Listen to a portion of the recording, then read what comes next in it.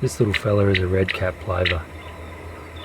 I think him as one of the original Australian nomads. You can find them all over the mainland of Australia and Tasmania, but you mainly find them in the coastal wetlands.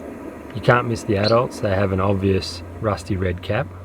They feed on small invertebrates, crustaceans and worms. They're not endangered, but they usually nest on the ground near coastal scrub, and nests are usually damaged by four-wheel drives and fishermen.